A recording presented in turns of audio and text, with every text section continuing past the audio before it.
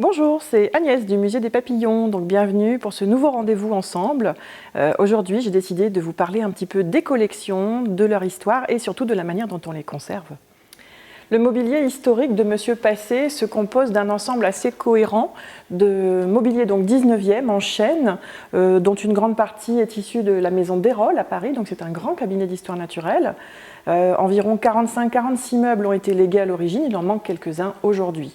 Donc ces mobiliers sont constitués de tiroirs, donc meubles à 10 tiroirs ou 15 tiroirs, et chaque tiroir constitue une boîte qui contient les collections. Jules Passé possédait 2 lieux d'habitation, l'un au bois de la Terrière, près de Venduille, au nord de Saint-Quentin, et un appartement à Paris, où se trouvait l'ensemble de ses collections d'insectes. Donc après son décès, après l'acceptation du legs par la ville de Saint-Quentin, ces collections ont été emballées, préparées, et ensuite sont arrivées ici par voie ferroviaire. Dans un premier temps, elles ont été installées au Palais de Fervacques, où le musée a ouvert ses portes en 1914, juste avant la Première Guerre mondiale. Fermeture du musée, évacuation vers Maubeuge en 1917, retour des collections, Palais de Fervacques détruit, donc les collections partent au Muséum national d'histoire naturelle de Paris pour être hébergées un certain nombre d'années.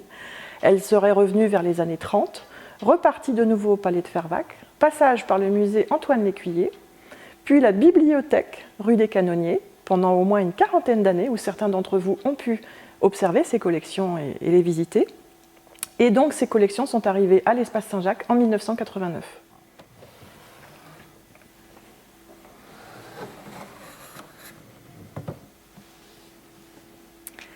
Les collections qu'on va trouver dans les boîtes de Monsieur Passé ont des origines diverses, mais c'est globalement une collection qui regroupe l'ensemble du globe.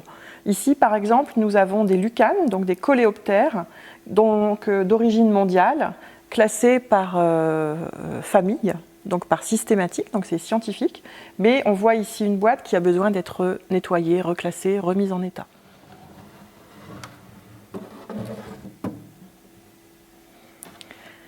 Alors ici, une autre boîte, toujours de la collection Passé, donc toujours des coléoptères, et ce qu'on a ici, c'est, vous le voyez, un nombre d'étiquettes bien supérieur au nombre de spécimens présents dans la boîte.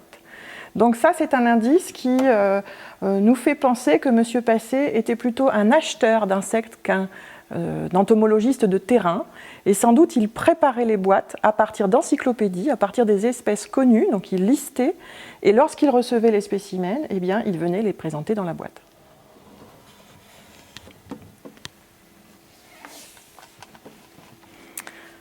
Alors, comme vous le voyez, encore une boîte de coléoptères. Donc, il faut savoir que les coléoptères, c'est à peu près 40% de la collection de M. Passé. Donc, ce n'est pas qu'une collection de papillons. Ici, on a une famille qui s'appelle les piméliens. Donc, ce sont des coléoptères plutôt de milieu sec. Et vous voyez ici le nombre de spécimens qu'on peut trouver dans une boîte. Alors, pour la petite information, le record d'insectes dans une boîte qui fait la taille, la moitié de celle-ci, c'est plus de 600 insectes. Alors un autre meuble issu de la collection Passé, qui n'est pas du tout de la même facture que les autres, donc celui-ci, qui est un meuble qui contient 40 boîtes, voilà, c'est un mobilier qui semble être plutôt d'origine hollandaise, puisqu'on y trouve à l'intérieur des psaumes qui remercient Dieu de toutes les merveilles qu'il a créées. Voilà. Donc, est-ce que c'est un meuble créé pour un entomologiste et peut-être racheté par Jules Passé ? On n'a pas de preuve de l'origine exacte de ce meuble dans ses collections.